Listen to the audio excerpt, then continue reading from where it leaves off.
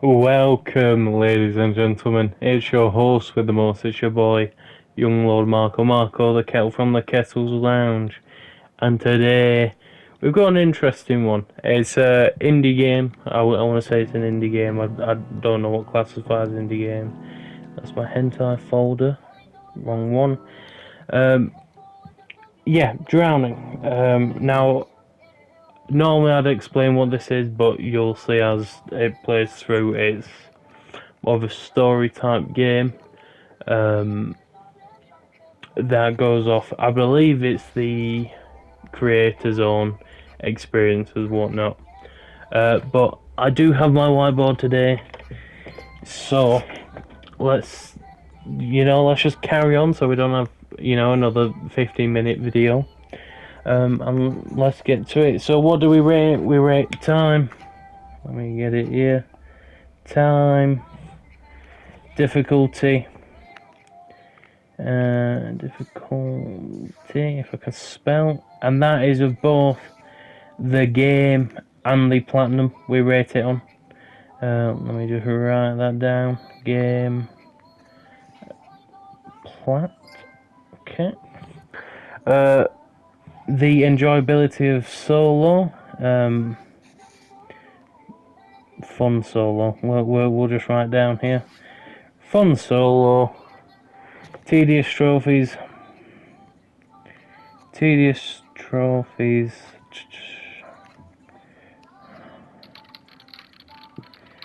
Glitch trophies.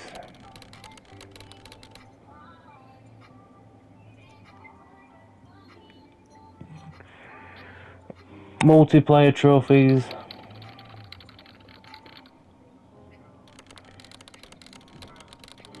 I was never the fastest of writers.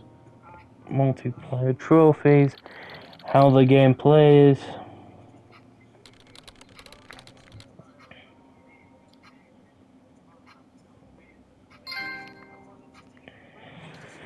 Missable trophies. Because, we're smart and we don't put that next to all the other trophies. Missable trophies. And last, and certainly not least, story. Let me write that down. Okay, story. So, let's start with time, shall we?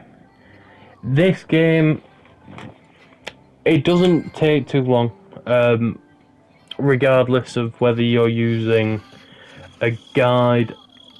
Well, I think if you weren't using a guide, you'd definitely struggle to get this. I'm just getting it up on my phone here. Let me not reload that.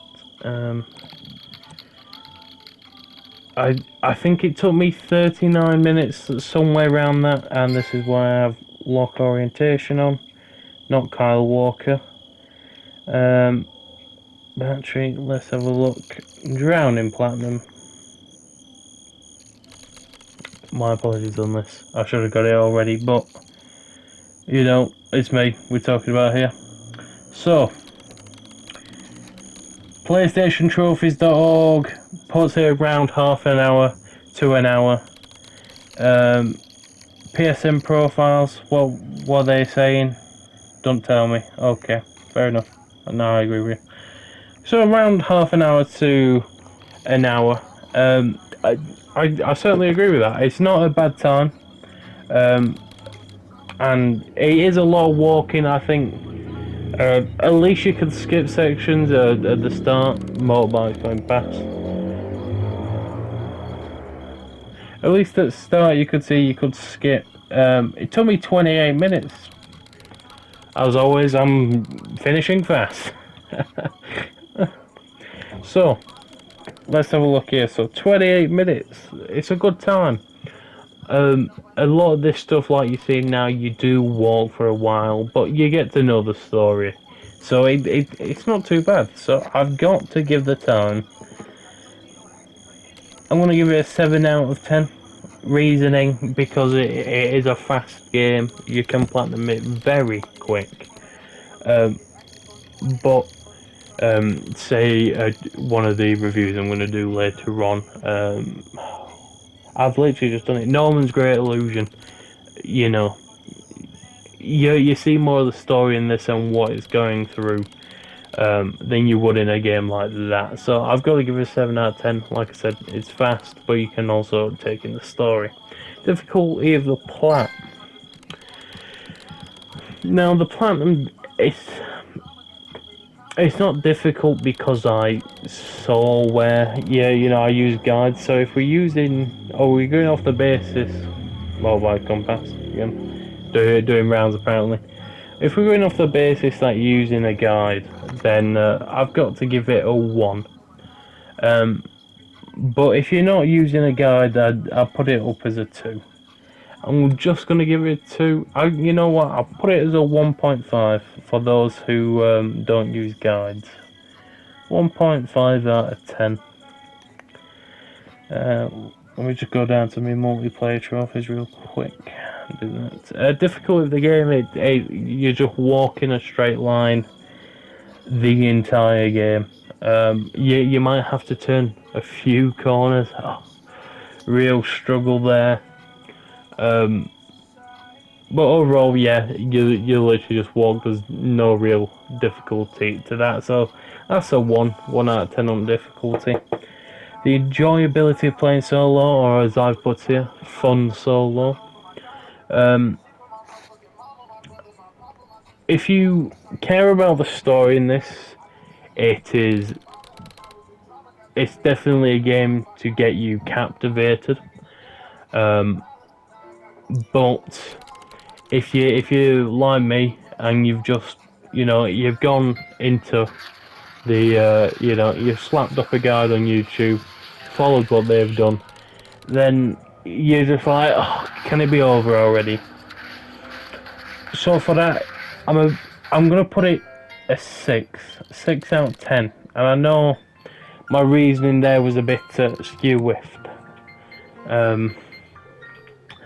But yeah, definitely the thought of just walking in a straight line. If it weren't for the fact the story was there, I don't think it would have been as fun. Like I've said, following the guide, it was more of, I just want this over now. So that's why I'm taking it points off. But because I'm going directly for platinum, I'm not enjoying the game for what it is. It definitely does take it down. Tedious trophies.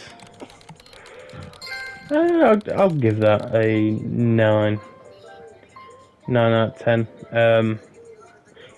No, I'm gonna give it an 8. Because there's 4 endings you need to get, and that's tedious. 10 out of 10 on glitch. I put 11. 11 out of 10 on glitch trophies. Apparently, we're having. There is none. Like I said, it's just walking. There is one which you saw at the start when I'm on like the catwalk, the dock-looking thing, the bridge. I don't know what it is. You have to like walk up to the edge, and there's a bunch of edges you need to walk up to get certain trophies to pop. Hello. So yeah, how the game plays, like I said, I'm actually gonna give this a 7 out of 10. I think, just going off it, because there is no sprint. I know Halo players rejoice. But there is no sprint in it, so it really does take a long time. And you're just walking. And like I keep on saying, I just wanted to get it over with. So I could go on to the next game. How the gameplay is 7 out of 10. Like I said, it's just walking. There isn't much to it, but for what it is, there's nothing really wrong with it. I mean, if you use a touchpad to look around, it's a bit sensitive, but I just had fun with that while walking. Got lost a few times, but Missable Trophies is next on his list, and to be honest, can all of them be missed? I think all but one can be missed. Yeah. Yeah, no, I'm saying all but one can be missed. So I'm gonna give that a 2. Yeah, I'm giving that a 2. Either no, I'm gonna give it a 4. I think because although they can be missed, it's not like they're so out of the way. You know, you're not blaming. I don't know. I don't know which games to reference it to. So yeah, it's literally just like I said, different thing. Like when you first play, you turn around, get your first trophy. Skip next scene, you turn around, you walk a certain distance, you get your next one. Go behind a few objects, you'll get your next one. It's not bad. Let's have a look here. And story. I'm giving it a 9 out of 10. As you've just seen there, while looking down at my whiteboard, like I said, you go around objects and picking up certain items, you get things. So the story, I'm not going to spoil too much. It's just about two friends. One of them's depressed, thinking the other one's trying to just manipulating them the entire time. When he's trying to help, is essentially what I'm going to say about it. It's a good story, and honestly, if it weren't for the story reading this, I don't think I would have had as good as time platinuming this. Because it really, oh no, hits close to home, shall we say. So yeah, no, I really enjoyed the story behind the game, the premise, the relatability, really, because I'm pretty sure everyone has one or two friends that have gone through this. Maybe they don't know, but everyone has one or two of these friends. So no, I definitely enjoy the story. Not quite a 11/11 memories retold type of story, but very good nonetheless for what the message is trying to tell. But enough rambling. Let's. What should we give the overall? Looking at my scores here, only 110 for the glitch trophies. There's no multiplayer trophies, being a single player. 1-9, 1-8, 2 7s, 6 and a 4. Obviously the 1 and the 1.5. I think overall, as a game and a platinum, I've got to give it a 6 out of 10. Like I said, a few of the strong points of this game are definitely the time. It's a very short game. Because remember what I did. Oh, well, I did skip a lot of things actually. The difficulty brings it down a bit because it's. But for what the game trying to be, I guess I can't be too harsh with that. I think the things that bring it down the most are the. You know, I'm going to change tedious trophies from an 8 to a 6. The ones that bring you down for me are the fun, the enjoyability of playing it solo, the tedious trophies, and the messable trophies. Simply because, like I said, play. If I weren't playing for the platinum with this, it might have been an enjoyable game, but because I was, really took away the fun. But that's what platinum hunting is. Let's be honest.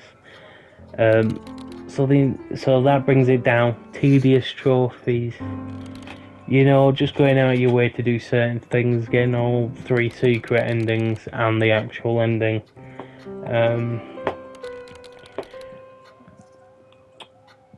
Missable trophies. All of them are missable, like I said, but one, which is get the actual ending. Because if you were to play the game, you'd get them, but you won't get any of the others, of course.